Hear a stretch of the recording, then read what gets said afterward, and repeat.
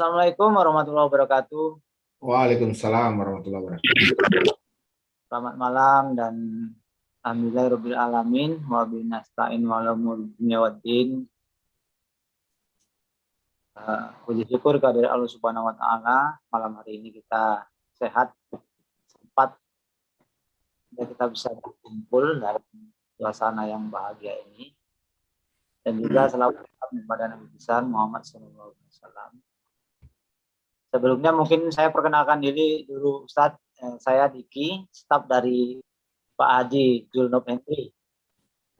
Dan posisi saya pada saat ini lagi di kantor ini. Zoom-nya di kantor. Alhamdulillah. Ya, buat rekan-rekan dan Bapak Ibu yang sudah hadir pada saat ini, tentunya kami ucapkan terima kasih.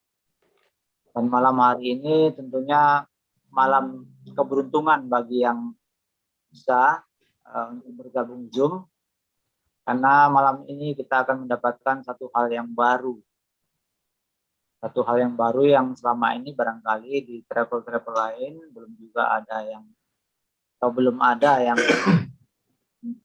hal semacam ini. Dan tentunya tema pada malam hari ini adalah umrohku bukan umroh biasa. Dan ini sebagai dari sosialisasi program baru dari Rindu Haji Umroh, atau yang kita sebut di sini adalah umroh spiritual journey. Nah, ini yang kami maksudkan hal yang baru itu, dan akan nantinya akan dikupas tuntas oleh pemateri yang sudah hadir di hadapan kita bersama. Untuk malam ini yaitu Ustadz Haji Abdul Jabir Uskim,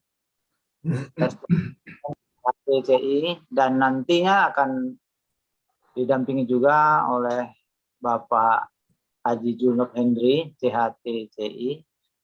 Nah, beliau adalah owner dari PT Darul Hikmah Mandiri, atau kalau di Jambi ini lebih dikenal dengan Rindu Haji. Jadi masyarakat Jambi ini,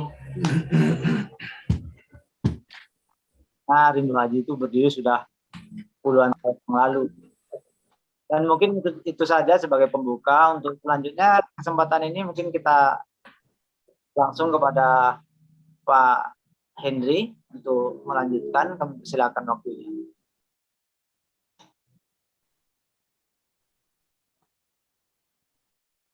Oke.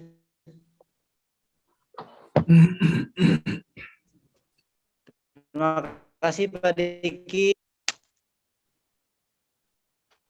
Selamat Bapak Ibu semuanya. Terima kasih yang telah Zoom meeting kita pada malam hari ini. Suara agak putus-putus, Ustaz. Kalau suaranya bisa Agak putus-putus.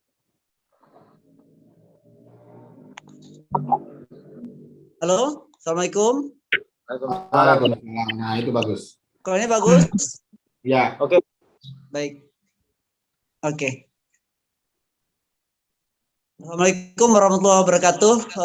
Bapak-bapak, ibu-ibu, terima kasih atas waktu yang sudah menyisikan waktunya untuk hadir pada malam hari ini.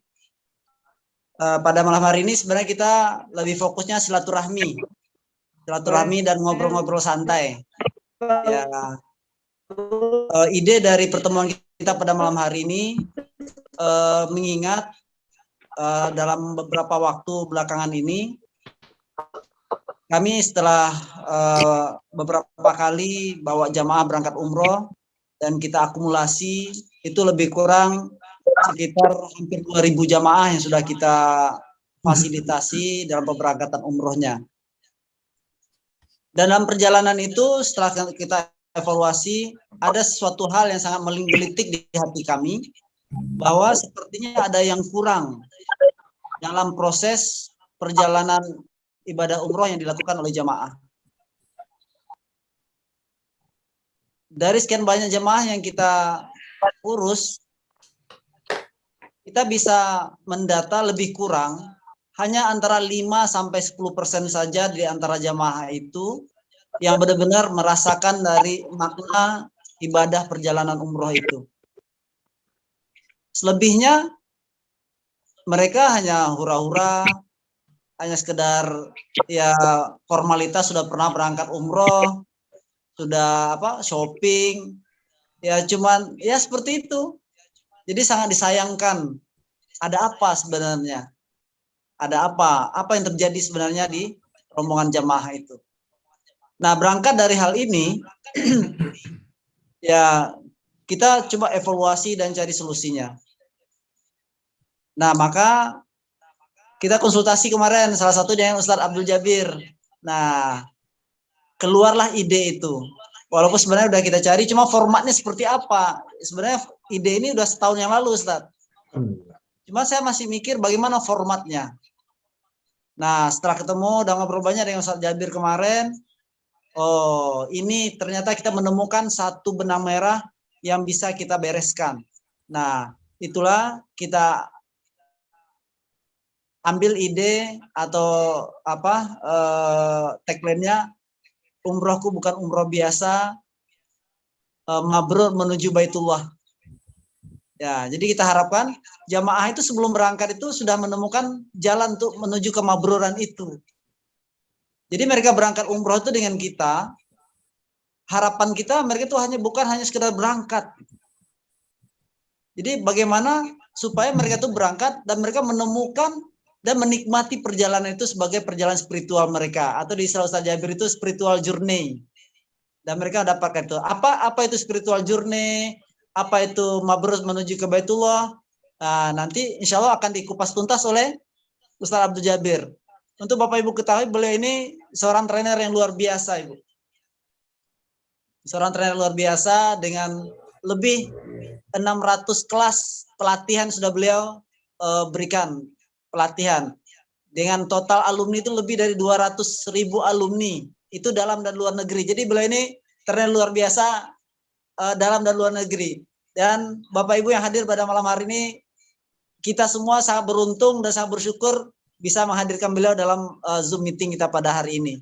Dan insya Allah beliau akan kita hadirkan di Jambi di awal Agustus nanti. Nah, sebelum itu nanti kita ya bagaimana pemaparannya. Nggak apa-apa Ustadz ya, saya sampaikan background Ustadz sebelumnya ya. Nah, beliau ini salah satu trainer dari ESQ dulunya. Ya, ibaratnya beliau orang kepercayaannya Pak Ari Ginanjar. Jadi Bapak Ibu mungkin udah paham ESQ, beliau lah salah satu ujung tombak dari ESQ. Dan ada beberapa profil beliau yang lainnya. Insya Allah nanti beliau akan sampaikanlah sedikit biar kita tahu. Ya, jadi harapan kita untuk program kita yang baru ini, bagaimana jamaah mendaftar untuk berangkat dengan kita atau dengan Bapak Ibu, benar-benar jamaah itu menemukan makna dari perjalanan ibadah umroh itu. Nah, itu nanti akan dikemas dalam satu momen itu 5 rahasia mabrur menuju ke Baitullah. Apa itu nanti? Insya Allah nanti Ustadz Abdul Jabir yang akan memaparkannya. Mungkin dari saya itu dulu Ustadz. Insya Allah pada malam hari ini saya berikan waktu seluas-luasnya untuk Ustadz Abdul Jabir. Kami akan menyimak dengan seksama. Oke, waktu dan kesempatan bisa serahkan kepada Ustadz. Terima kasih. Assalamualaikum warahmatullahi wabarakatuh. Waalaikumsalam warahmatullahi wabarakatuh. Baik. Bapak saya langsung aja atau gimana Pak Didi? Boleh. Kita sapa dulu rekan-rekan yang baru bergabung nih, selamat bergabung dulu. Bagi Bapak Ibu atau rekan-rekan yang masih perjalanan, semoga secepatnya untuk bisa bergabung di Zoom meeting ini. Dan untuk selanjutnya kita tidak menunggu lagi. Hadir di sini adalah Ustadz Abdul Jabir. Untuk itu kami persilakan Ustadz untuk memberikan pemaparannya. Silakan Ustadz. Terima kasih. Bismillahirrahmanirrahim. Assalamualaikum warahmatullahi wabarakatuh. Waalaikumsalam. Alhamdulillahirabbil alamin. Asyhadu an la ilaha illallah wahdahu la syarikalah wa asyhadu anna Muhammadan abduhu wa rasuluhu arsalahul haq baina yadayas sa'ah wa la nabiyya ba'da wa nahnu ala dzalika minasyahidin wa syakirin. Allahumma shalli wa sallim wa barik ala Muhammadir Rasulillahil Karim wa ala alihi wa ashabihi. Amma ba'd. Senang sekali rasanya bisa bersilaturahmi dengan Rindu Haji. Rindu Haji tadi ya, yang menjadi tagline yang paling populer ya.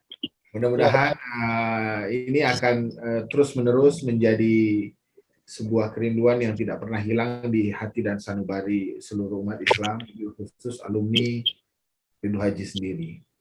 Ya, saya mohon izin memperkenalkan, nama saya Abdul Jabir Husin. Saya alhamdulillah dikaruniai 3 orang putra dan 1 orang putra dan 2 orang putri, dan 2 orang cucu dari 2 putra dan putri yang sudah menikah.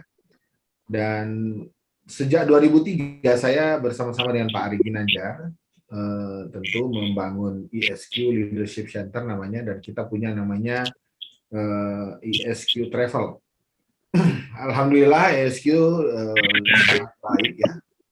Kita bahkan pernah charter satu pesawat, Ustaz. Ya, perjalanan umroh Ramadan ketika itu 345 jamaah kita bawa sekaligus, charter Garuda. Dan terakhir kemarin ketika mulai masuk lagi umroh setelah pandemi pertama, alhamdulillah berhasil kita mengirim 296 jamaah. Saya sudah tidak di ISQ sejak 2011, tapi saya masih bersama-sama Pak Ari Ginanjar karena saya diminta untuk memimpin salah satu provinsi untuk komunitas alumninya, yaitu di Sulawesi Tenggara. Jadi ada forum komunikasi alumni namanya kalau di ISQ itu. Jadi alumni ISQ yang sudah lebih dari 2,5 juta ini kita bagi, ada komunitas-komunitas per provinsi, dan kemudian kita maintain alumninya supaya bisa terus berkesinambungan silaturahmi. 2011 saya pamit dari Pak Ari Ginanjar dan saya bantu Pak Profesor Safi Antonio ya, dengan trainingnya ketika itu Mpro LM namanya, dan juga di Travel Umroh Tazkiyah sampai 2016.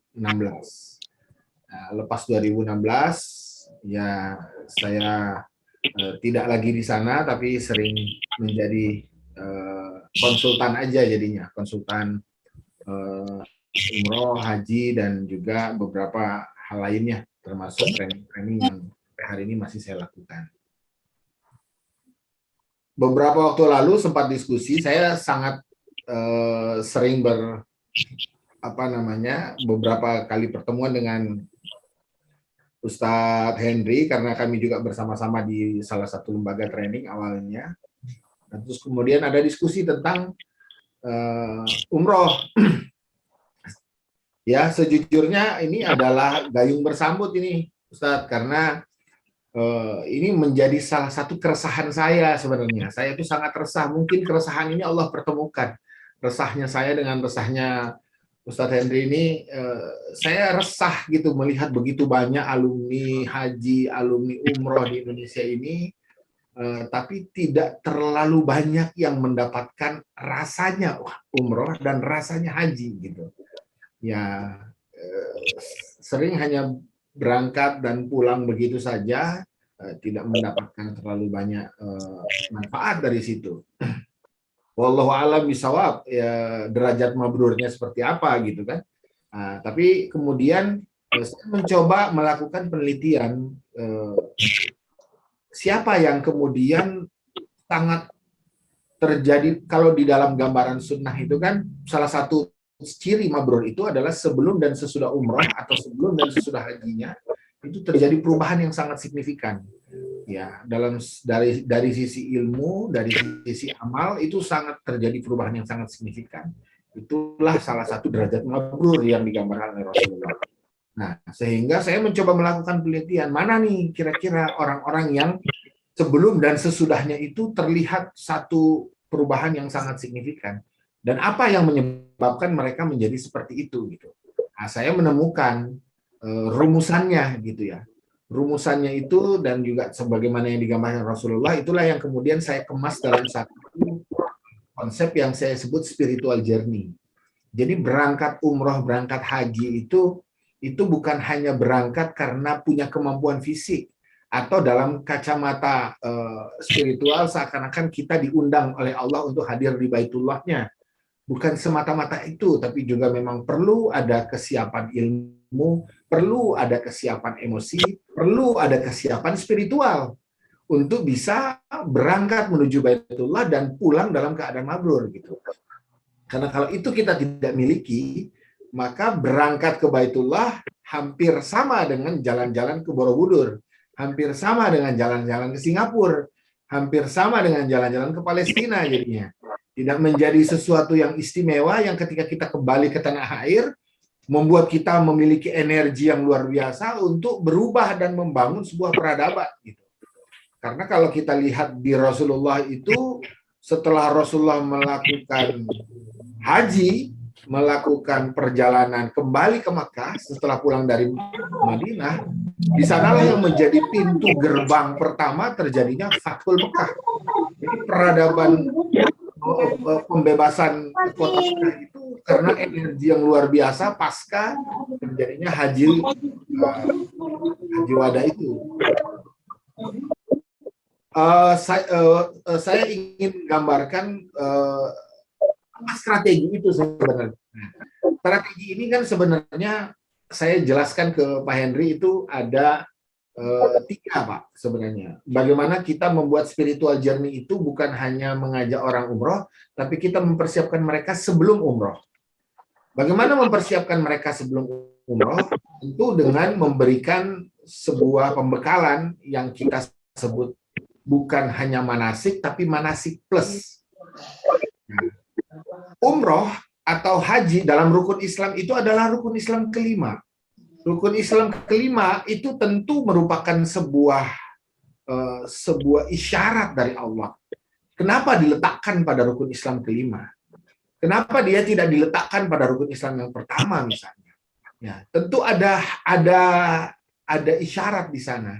Karena dalam konteks Al-Quran, dalam konteks Sunnah, tidak ada sesuatu yang Allah ciptakan, tidak ada sesuatu yang Allah sampaikan yang tidak punya hikmah di balik itu.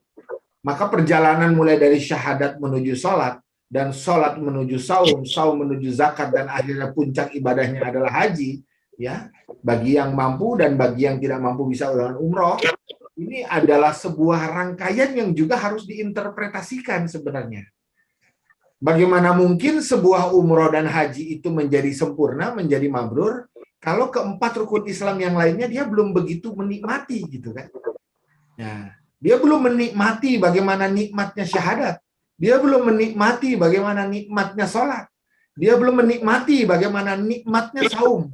Dan dia belum menikmati bagaimana nikmatnya zakat. Bahkan bisa jadi zakat menjadi sebuah beban yang disembunyikan. Banyak orang-orang yang seperti itu. Sehingga hajinya ketika umrohnya sudah berangkat, tentu ini menjadi presiden buruk gitu kan, ketika rukun Islam kelima yang dilaksanakan ini tidak dengan kesempurnaan 4 rukun Islam sebelumnya. Kita tidak mungkin mengatakan bahwa Pak, Bapak jangan berangkat dulu, rukun Islam yang lainnya belum sempurna. Nggak bisa begitu, Bu. Ibu jangan berangkat dulu, sempurnakan dulu semua yang 4-nya. Tidak bisa seperti itu. Maka tugas kita adalah ketika seorang sudah meletakkan niat untuk berangkat ke Baitullah, baik dalam umroh maupun hajinya, adalah kitalah yang melengkapi mereka untuk bisa menikmati 4 sajian utama yang Allah sudah berikan gambaran. Ya, ketika 4-5 tiang ini runtuh, maka runtuhlah Islam kan gitu ya. Maka bagaimana mereka bisa menikmati? Saya selalu mengulang-ulang kata menikmati, karena kalau hanya sekedar melaksanakan, hampir semua umat Islam sudah melaksanakan gitu. Sudah tentunya melaksanakan syahadatnya, sudah tentunya melaksanakan sholatnya, puasa dan zakatnya. Tapi pertanyaannya, apakah mereka menikmati syahadatnya? Itu saja yang pertama satu pertanyaan terhadap rukun Islam yang pertama aja masih beberapa orang ketika saya bertanya masih tidak bisa menjawab gitu. Oh, saya sudah berkali-kali bersyahadat Ustaz. Cuma saya tanya, apakah Anda menikmati syahadat Anda? Enggak, dia nggak ngerti apa menikmati. Ya, gimana mau yang kedua, sholat. Apakah Anda menikmati sholat Anda? Apakah Anda menikmati puasa Anda? Apakah Anda menikmati zakat Anda? Sehingga perjalanan itu dari rukun Islam yang pertama hingga rukun Islam yang keempat adalah sebuah perjalanan yang bukan sekedar perjalanan ritual semata, tapi dia merupakan perjalanan spiritual yang luar biasa. Spiritualnya bagaimana? Bagaimana mungkin sebuah kalimat yang keluar hanya 2 patah kata, asyhadu alla ilaha illallah wa asyhadu anna muhammadar rasulullah saja bisa memisahkan antara orang yang muslim dan kafir? Di mana letak kedahsyatan kalimat itu gitu kan? Itu kan harus dinikmati oleh setiap muslim sehingga dia tidak take it for granted, tidak semena-mena menjadi sebagai seorang muslim gitu. Ingat, Anda sudah mengucapkan 2 kalimat syahadat loh. Bagaimana mungkin orang yang tidak merasakan indahnya sholat sebagai sebuah perjalanan yang kalau rukun Islam yang lain Allah lewatkan malaikat Jibril, ini Allah panggil langsung ke Sidratul Muntaha. Allah panggil langsung ke arasnya dan langsung di-training oleh Allah. Coba bayangkan, bagaimana mungkin Rasulullah mengatakan as-salatul mi'rajul mu'minin kalau kita dalam setiap sholat sudah sekian puluh tahun pernah merasakan menikmati mi'rajnya yang digambarkan oleh Rasulullah itu gitu. Nah, ini yang kita mau hantarkan kepada mereka. Sehingga mereka menikmati syahadatnya, mereka menikmati sholatnya, menikmati puasanya. Bagaimana mungkin dalam satu hari training atau manasik yang manasik plus itu bisa kita lakukan? Nah, itulah metodologi yang sudah kami kembangkan gitu. Sehingga insya Allah dalam satu hari training atau manasik plus ini peserta itu bisa menikmati sebuah perjalanan spiritual, perjalanan intelektual, perjalanan emosional yang sangat dahsyat, dan di situ akan membuat dia begitu rindu. Kalau tadi sudah tagline-nya rindu haji, nanti sudah rindu Allah dan Rasulnya sudah nanti ya. Bukan mau cepat-cepat mati, Pak, bukan. Tapi rindu itu ya karena kita berjumpa Allah dan Rasul dalam berbagai aspek gitu kan. Berjumpa Allah dan Rasul juga dengan dalam salatnya, berjumpa Allah dan Rasul dalam kalimat-kalimatnya. Bahkan berjumpa Allah juga bisa kita lihat dari setiap fenomena yang Allah hadirkan, karena Allah berfirman sanurihim ayatina fil afaq wa fi anfusihim hatta yatabayyana lahum annahul haq. Saya berikan penjelasan, saya terangkan, saya jelaskan, saya apa istilahnya? Saya proklamasikan kepada semua manusia keberadaan saya, kata Allah, di segala penjuru alam semesta dan pada diri manusia itu sendiri.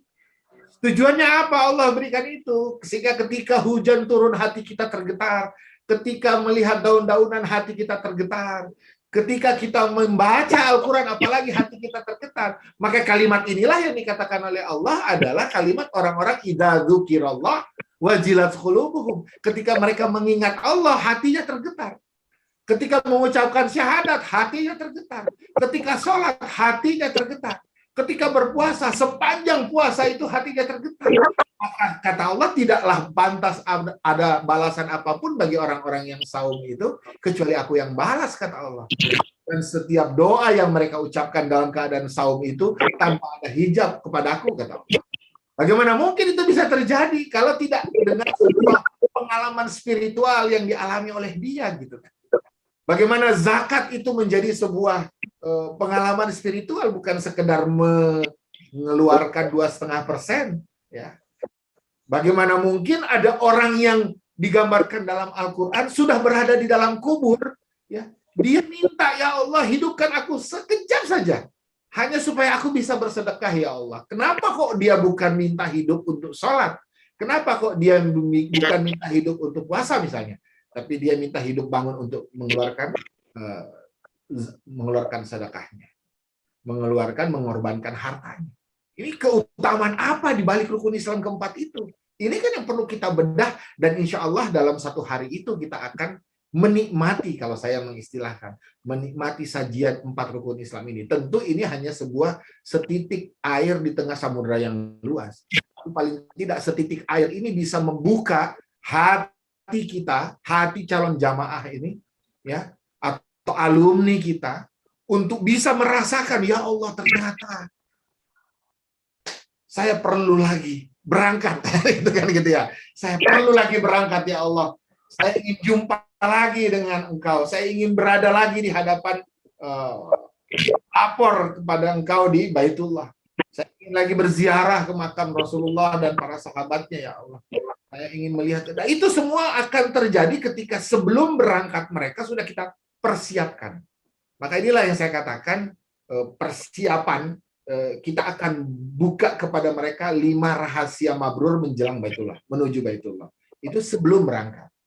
Lalu kemudian apa? Umrohku bukan umroh biasa, itu akan terjadi pada saat perjalanannya. Kalau tadi sebelum berangkat, yang kedua nanti akan ada hal yang berbeda lagi pada saat perjalanan. Kalau selama ini kita perjalanan sekedar perjalanan, mau berangkat kumpul di bandara, setelah itu naik kelas, tiba di sana, mikot biasa, ganti pakaian, segala macam, ihram dan seterusnya, hanya dengan keilmuan saja, maka pada saat perjalanan yang nanti umrohku bukan umroh biasa, itu diharapkan mereka menikmati hal yang berbeda juga di sana.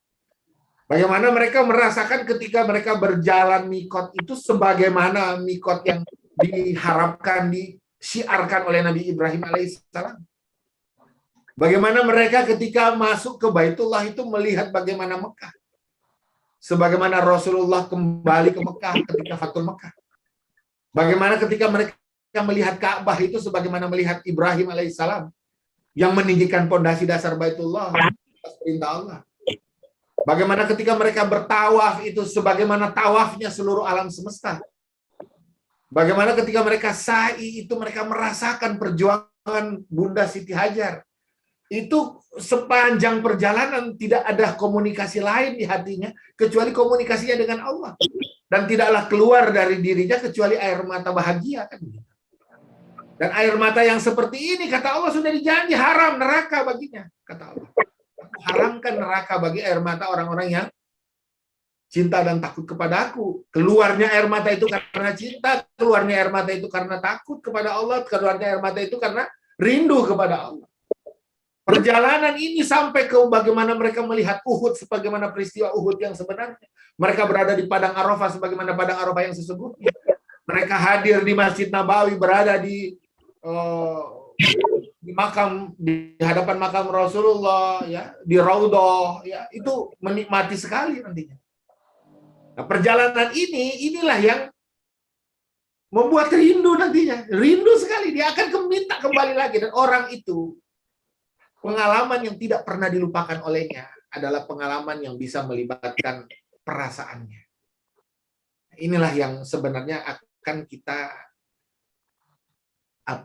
lengkapi apa yang sudah ada selama ini di Rindu Haji, kita lengkapi lagi sehingga semua alumni-alumni ingin kembali ke sana. Semua yang sudah berangkat ke sana menyampaikan kalimat-kalimat yang terbaik. Dia sudah tidak sempat lagi memprotes tentang konsumsi. Dia sudah tidak sempat lagi memprotes tentang bagaimana mungkin pelayanan hotel yang kurang bagus. Dia sudah tidak mau lagi berpikir tentang hal-hal yang sepele. Yang terpikir dalam pikirannya hanya satu, ya Allah, aku rindu kepadamu.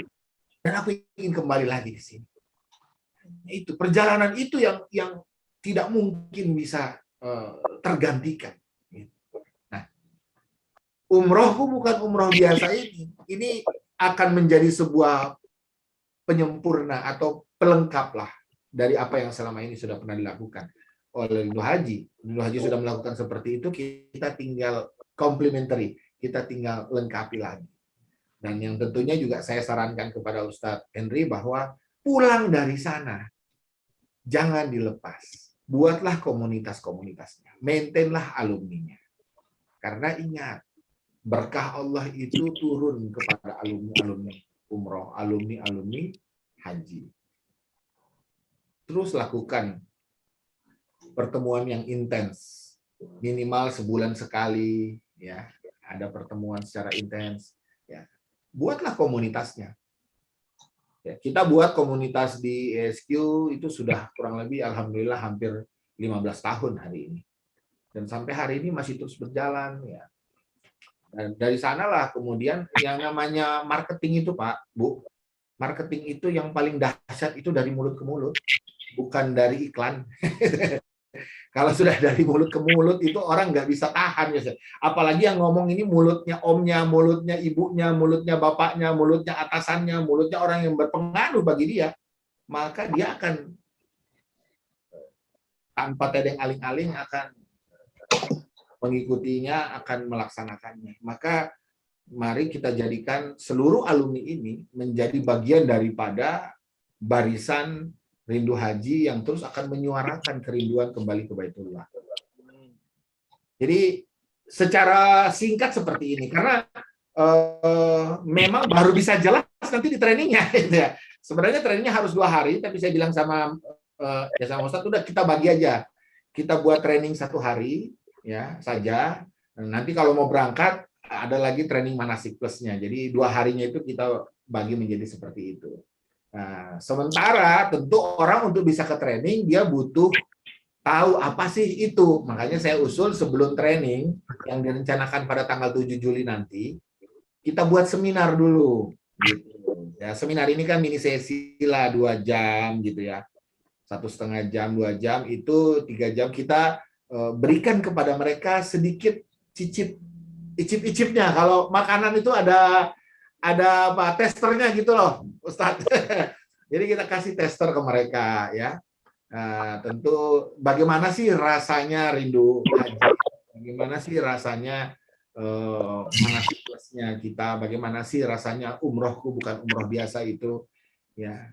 Di situ yang kita ajak mereka sehingga ketika mereka oh ya saya mau, maka mereka kita undang untuk mengikuti training pada tanggal 7-nya.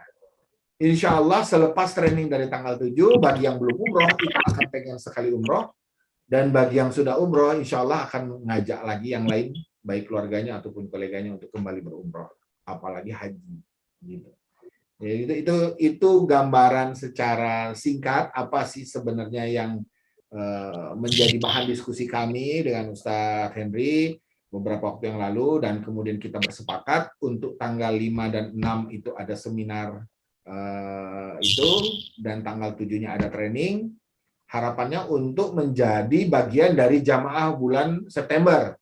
Karena kalau yang jamaah Agustus ini kan sudah mepet nih, nggak mungkin lagi. Jadi jamaah Agustus ya berangkat tetap berangkat, tapi yang jamaah kita punya segmen dakwahnya kita untuk yang 5, 6, 7 adalah dakwah untuk ke umroh bulan September nanti insya Allah. Kalau tidak September ya Oktober, tergantung keluangannya mereka. Tapi intinya mereka kita maintain terus setelah itu pasca daripada training tersebut. Begitu secara singkat yang bisa saya jelaskan. Tentu kalau ada yang kurang jelas kita memang perlu dalam bentuk diskusi tanya jawab supaya bisa lebih jelas lagi. Demikian yang bisa saya sampaikan sementara. Silahkan jika ada ingin diskusinya. Ya, billahi taufiq wal hidayah. Assalamualaikum warahmatullahi wabarakatuh. Waalaikumsalam warahmatullahi wabarakatuh.